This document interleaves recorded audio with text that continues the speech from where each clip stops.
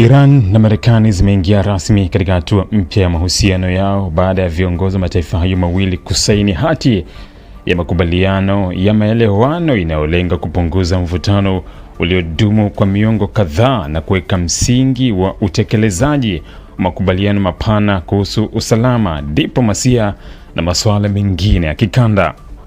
Kwa mujibu wa vyombo vya habari vya Iran, maandishi ya mwisho ya hati ya makubaliano ya maelewano ya Islamabad yamekamilishwa rasmi baada ya kutiwa saini na Rais wa Marekani Donald Trump pamoja na Rais wa Iran Masoud Pezeshkian.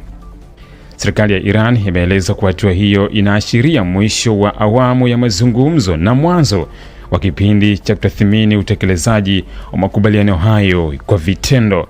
Msemaji wa Wizara ya Mambo ya Nje wa Iran Ismail Baghai alisema kuwa baada ya kusainiwa kwa hati hiyo, jukumu kubwa lililobaki ni kuhakikisha kuwa pande zote mbili zinatekeleza ahadi walizokubaliana.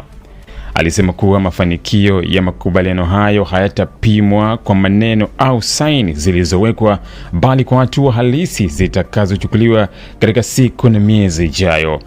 Taarifa kutoka Marekani pia zimethibitisha kusainiwa kwa makubaliano hayo. Afisa mmoja wa Marekani aliliambia shirika la habari la AFP kuwa Rais Trump amesaini rasmi makubaliano hayo, hatua inayoyafanya yaanze kutumika mara moja. Ripoti ya Axios ilieleza kuwa kusainiwa kwa hati hiyo kulifanyika wakati wa chakula cha jioni kilichohudhuriwa na Rais wa Ufaransa Emmanuel Macron baada ya mkutano wa viongozi wa mataifa ya G7. Hata hivyo, maafisa wa Marekani wamefafanua kuwa mchakato wa kuidhinisha makubaliano hayo ulianza mapema kabla ya hafla hiyo. Kwa mujibu wa maelezo hayo, hati hiyo ilisainiwa kidigitali siku ya Jumapili na makamu wa rais wa Marekani JD Vance pamoja na mkuu wa timu ya mazungumzo ya Iran Mohammad Bagher Ghalibaf. Baadaye marais wa nchi hizo mbili walikamilisha hatua za mwisho za kuidhinisha rasmi makubaliano hayo. Ingawa maudhui yote ya hati hiyo bado hajawekwa wazi kwa umma, taarifa zilizotolewa na maafisa wa pande zote zinaonyesha kwa makubaliano hayo yanahusu masuala kadhaa nyeti yaliyokuwa chanzo cha mvutano kati ya Marekani na Irani kwa miaka mingi.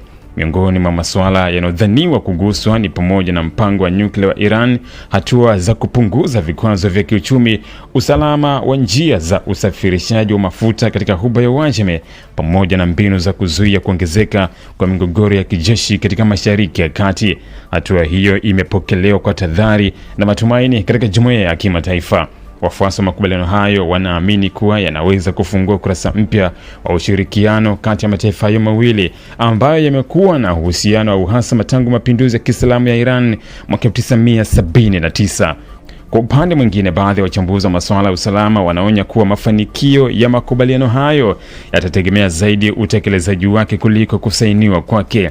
Makubaliano hayo pia yanatarajiwa kuwa na athari katika uchumi wa dunia, hasa katika soko la mafuta. Iran ni miongoni mwa wazalishaji wakubwa wa mafuta duniani, na kupungua kwa mvutano kati yake na Marekani kunaweza kuimarisha utulivu katika masoko ya nishati na kupunguza hofu ya usumbufu wa usafirishaji wa mafuta kupitia njia muhimu za baharini katika eneo la Ghuba ya Uajemi.